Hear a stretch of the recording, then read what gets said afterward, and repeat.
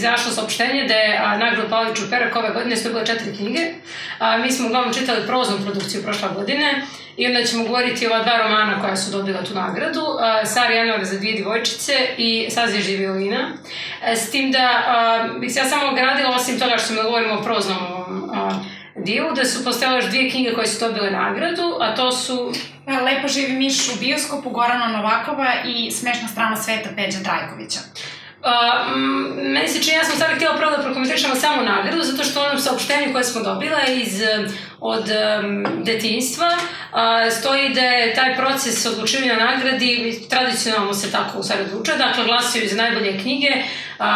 kritičari, kritičarke, pisci, autorke koji se bave dječjom književnošću, dakle svi su tu kao ravnopravni, dosta je široko onako poziv upućen raznim ljudima i trebalo bi sad ta masovnost ljudi koji glasuju nekako se iz svega toga čini se istakne šta je kvalitet, jel? I međutim u tom objašnjenju koje smo mi dobili stoje jedna vrsta ograđivanja u smislu da se čini kao da ljudi nekad glasuju zbog nekakvih interesa raznoraznih, od ličnih do političkih, politički nemam problem, ali kao lični je sad upitno. Međutim, na kraju opet od svih tih raznih knjiga koje smo mi predlagali, mogli smo da predložimo do 5 knjiga, svako od nas. Na kraju se ipak izvela 4 knjige, od koje ove prozne, makar pošto sam to pratila, su zaista možda i najbolje od prošlogodišnje produkcije. Ne znam šta ti o tome misliš. Dakle, da li na kraju taj ipak i do nekli problematičan način selekcije, tako čudan, zašto bi autori sad glasali za najbolju knjigu. Mislim, ima je u isto vrijeme sukob interesa. Dakle, i biraju vas i birate druge, ali da li sad, iako je čudan taj sistem izbora, opet ponavljam, se dobije na kraju nešto izbor na kraju bude, mislim. Pa da, ovdje je bilo, znači, 31 član i članica žirija i 46 glasova koji su raspoređeni na ove 4 knjige. Mislim da se apsolutno slažemo oko toga da su novi roman Vesne Aleksić Sazvježdje violina i ovaj roman Zorana Penevskog Sara Januar za 2 djevojčice da zaista ubedljivo odskaču u odnosu na ostalu produkciju i drago mi je prosto da kažem ti mehanizmi široke demokratije, odnosno transparentnosti koja, koliko god da je upitna, je ipak naravno veća nego kada su u pitanje, jer moramo i to da naglasimo, znači ovo je možda najznačajnija nagrada koja se dodeljuje za roman u oblasti dečje književnosti. Svakako da je, znači, transparentnost veća nego kada govorimo o nagradama koje se dodeljuju za književnost za odrasle, jer dostupno je kako žiri glasa, mnogo više ljudi je uključeno u to i zapravo, dakle, nisu izdavači ti koji pokreću čitav proces, već, kako da kažem, stručna publika, osluškuje javnost i onda ima i predlaže samim tim više knjiga, što onda zaista dovodi do nekog, kako da kažem, šireg pregleda scene i možda je to razlog zašto se uvek ili bar po pravilu, zaista za nagradu Pave Čuperak uvek je dobije barem jedna knjiga koja zaista to zaslužuje. Pa da, mislim, znam, ali s druge strane, iako izdavači nekako ne utiču na to, kad sam gledala spisak nas koji smo glasali, između ostalog osim Jelena i mene i naša koleginica Dara je također poslala svoje predloge, tamo sam vidjela da recimo neki pisci glasuju za 5 knjiga samo iz sopstvene izdavačke kuće. Dakle, s jedne strane jeste transparentno, a s druge strane što ćemo s tom transparentnošću ukoliko nema elementarnih pravila, ne u smislu da vi ne možete da glasate ok, osim za samog sebe, mislim da to baš niko nije uradio, nisam 100% sigurna. Ali samo za izdavače,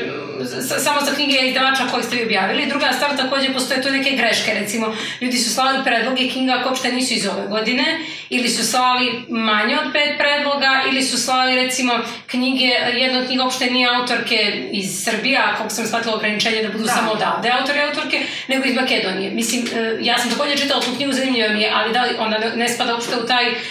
spisak. Znači, naprosto ima nekakvih tu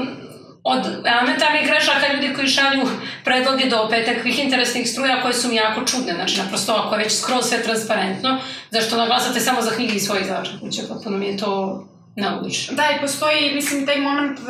kako da kažem, te neke opuštenosti, upravo zbog tih elementarnih grešaka, dakle da neke propozicije koliko god zvučale jasno, se onda u praksi postavi da nisu baš jasne, možda baš zato što je to, kako da kažem, knjiga za decu i onda nema taj spektakularni moment, niti uopšte, niti su kritičarki i kritičari koji o tome odlučuju pod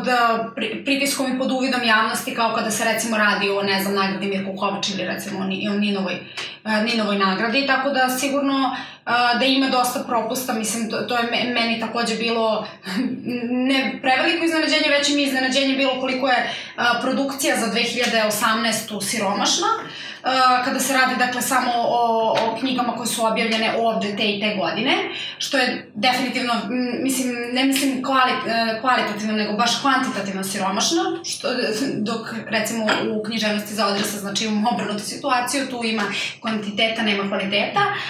ali i dalje mi je jako pozitivan utisak da su ove dve knjige koje imaju po nešto zajedničko dobile tu nagradu i da će onda samim tim ta nagrada će biti dodeljena na junskim Zmajevim dečijim igrama ove godine i nadam se da će zaista doprati do što šire čitalačke publike. Da, dobro, mislim u tom smislu i meni je nekako s jedne strane fascinantno to kako je takav sistem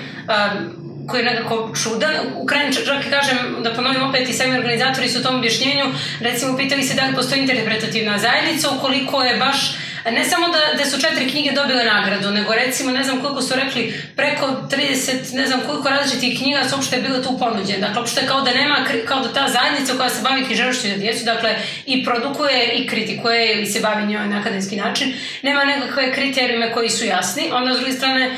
nekih imena mi je nedostajalo u tom smislu. Ja vjerujem da su te kritičarke i autorke koje sam ja primijetila da nisu poslale predlog ove godine, vjerojatno prethodne godine i slale, ali posle nekog vremena se odustane. A opet na kraju sva ta širina o kojoj smo govorili, mislim, doslovno razni ljudi šalju predloge i pak na kraju nešto se po kvalitetu istakne. Meni je recimo to bilo jako bitno, a moram priznati sad da sam se plašila da će neke knjige koje su dobile neke druge nagrade, recimo Politikinog zabavnika ili neke druge vrste pažnje u javnosti, da će se one izdvojiti, recimo konkretno mislim na ovu knjigu Ja sam Akiko, međutim nije, ipak su ove dvije imale veću podršku. Mnogo su bolje kao knjige, ne samo zbog raznih problema u toj knjizi, nego i zbog toga što mislim da su ove dvije zaista zaokružene na literarnom nivou, a i ono što govore mnogo zanimljivije, aktualnije, mnogo politički nekako osvještenije nego neke razne knjige o kojima se govorilo prošle godine, koje su možda bile čak i poznatije, a nisu toliko kvalitetne, nisu dobre na način na koji ja mislim da bi trebalo da budu.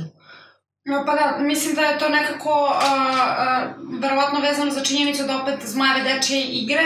i ljudi koje oni godinama okupljaju, makoliko da to takođe ima, da kažem, konzervativnih i na političkom nivou problematičnih imena. Mislim da to govori zapravo o specifičnosti te tradicije, u smislu dakle da se tu ne radi pod nekoj inerciji i da pritisak koji dolazi sa drugim nagradama ili prosto sa PR-om koji određene knjige dobiju nužno ne odlučuje, a Zmajeve dečije igre ipak su relevantne znači za stručnu i za samu čitalačku zajednicu, tako da mislim ja to tako nekako objašnjavam. Da.